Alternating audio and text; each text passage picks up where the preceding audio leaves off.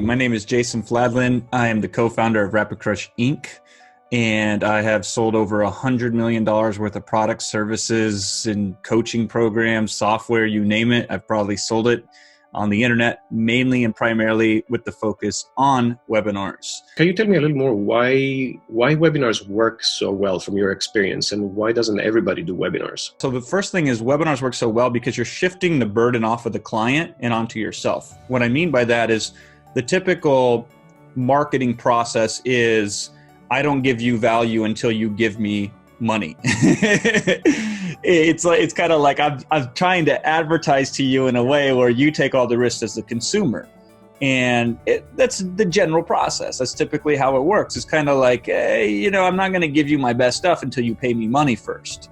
And I understand why that is, because as a business, there's overhead, there's advertising costs, and so on and so forth. But what's great about the webinar is we say, let me impress you first. Let me wow you.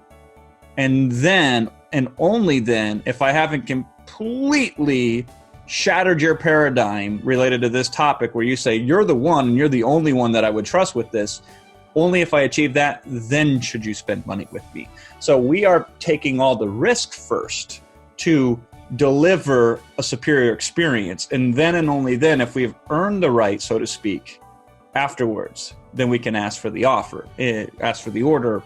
And that to me seems like a better way of doing it. Most advertising, nobody likes advertising, right? Everybody hates commercials. They have ad blockers now on the internet, and nobody gets excited to say, oh, cool, I'm listening to my podcast and it's interrupted by a commercial plugging a sponsor or an endorsement. But a webinar is an advertisement, but the only difference is it's a valuable advertisement. So it's an advertisement that people actually enjoy if done correctly.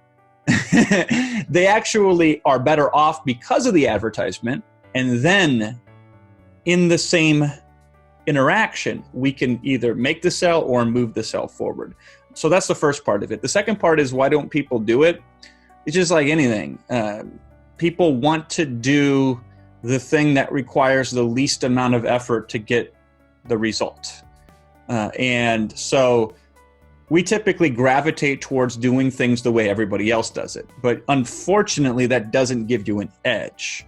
And so it is, people, first of all, here's a couple things. This is really fascinating. People don't believe that somebody would sit on a webinar for 90 minutes or 120 minutes or 180 minutes. But in the last 3 weeks alone, I have done 4 separate trainings that have all went about 4 hours. Everybody was excited. They were loving it, because it's hard to engineer a massive game changer for somebody in like 10 minutes or 15 minutes. So people literally don't believe that the audience will consume that. I've been in seminars, like 3-day seminars, 8 to 10 to 12 hours a day at these seminars, one of the speakers. And some people have flown halfway across the world, and they're in their seat telling me that nobody would sit on a webinar for 2 hours when I'm calculating the amount of time and effort that they had to attempt to be at the seminar, stay in the seminar, and then leave the seminar. And it's like 50 hours. It's like there's this cognitive dissonance here. So a lot of it is people don't believe it. The second thing is people just make it way too complicated. They get too mucked into the details.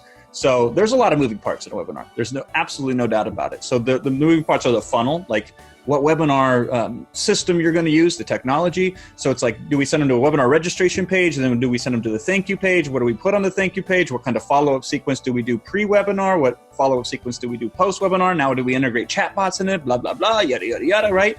And then how do we get the audience to that webinar? I will tell you, the presentation itself is like 90% of the success. Everything else is 10%. But people don't focus in on creating those powerful presentations. They try to do everything perfectly right out of the gate, and then they ultimately don't do anything, and everybody loses as a result of that. And then lastly, sometimes people just psych themselves out. They're just scared.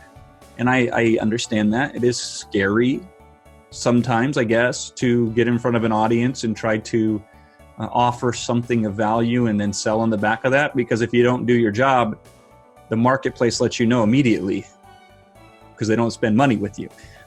So if you can get past that timidity or that fear, then you can be a multimillionaire. But until you get past that, it's going to be a constraint that's going to continue to rob you in your business over and over again.